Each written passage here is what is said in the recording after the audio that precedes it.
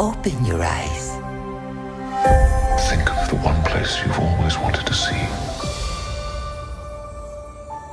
We all know and love the Magic Kingdom, and Mickey Mouse is arguably more recognizable than any other person. While we all have been or know someone who has been to one of their many parks, watched their plethora of movies, and owned some sort of Disney merchandise, do you really know how the Walt Disney Corporation makes their money and how the mouse gets it? Streaming services are the new frontier in a world where content reigns supreme and engagement reigns supreme. Disney has enthralled generations of people with fairy tales, and now it finds itself in an epic drama of its own and is dealing with one of its biggest disruptions yet, the switch from linear TV to streaming. The business is navigating the turbulent waters of digital transition with an innovator's compass in one hand and its vast collection of timeless content in the other. This is how Disney makes their money. If we take a bird's eye view into Q2 of this year, we can see the several streams of income that the kingdom has pouring in. Disney splits their revenue into two main categories: media and entertainment, and parks, experiences and products. When we look at media and entertainment, we can still see that nearly 50% of this sector comes in from traditional linear networks, such as their family of channels being Disney Channel, ABC and ESPN.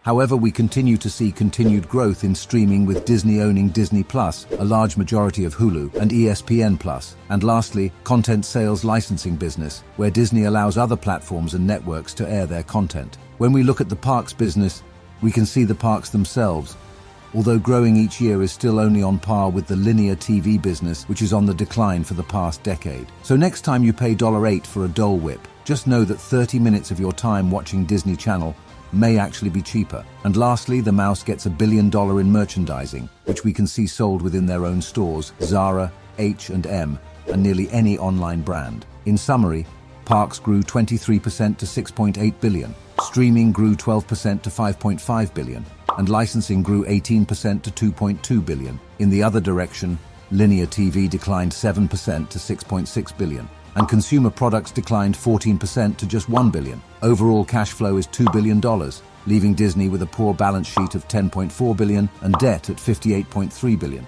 So what does this all mean, and is Disney in trouble? Disney also reported earlier this year that they expect advertisement dollars to slow down going into the second half of the year as their use growth stagnates, which seems to be only the indication. If streaming is doing well, the amount of ad dollars spent is expected to lessen over time as well. With streaming being in oversaturated space right now, many experts foresee consolidation happening in the likes of maybe Disney Plus and Netflix buying other players, or some players simply falling out.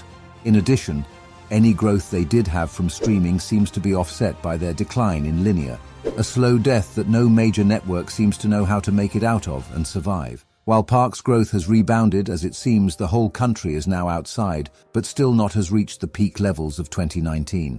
Some analysts even suggest that park growth will get worse before it gets better due to inflation, exorbitant prices for parks, food and hotels, and even Disney recently closing down the Star Wars Hotel in Orlando, Florida. While the sustainability of the business is not at risk, the company has been on a better financial footing in the past. Recently, the Wall Street Journal unveiled on ESPN's plan to launch a standalone streaming service. In its current format, ESPN Plus only offers select programs, with premium content still reserved for cable viewers. The new approach aims to bring the entire ESPN content portfolio to streaming. This shift seems inevitable, but also marks a potential turning point for cable television. Live sports are one of the primary reasons many customers haven't yet cut the cord. While this change poses a considerable challenge for the traditional linear network segment, the real question remains: will DTC fully compensate for the anticipated shortfall in revenue and profit?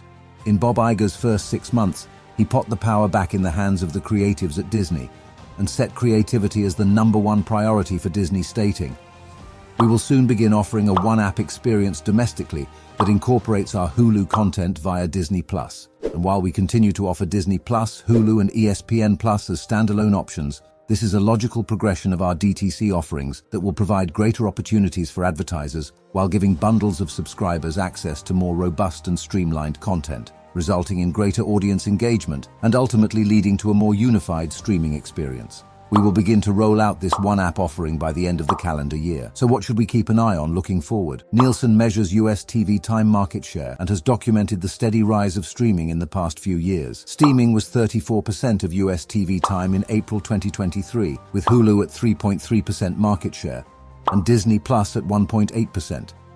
It should be clear why Bob Iger is interested in getting 100% of Hulu based on these numbers. With its general entertainment content, Hulu is in fact the most essential part of the bundle, almost 2x Disney Plus in TV time. Gaining market share remains critical for Disney, because the share of broadcast and cable will continue to shrink. Disney must gain market share from other streaming platforms to regain a growth profile for its media arm. While the right choice in the long term might be to embrace the new technology or business model, in the short term, this can lead to losses, upset customers used to the old way of doing things, and internal resistance within the company. Hence, it's a tough but necessary decision to navigate for companies to stay relevant and competitive in the long run.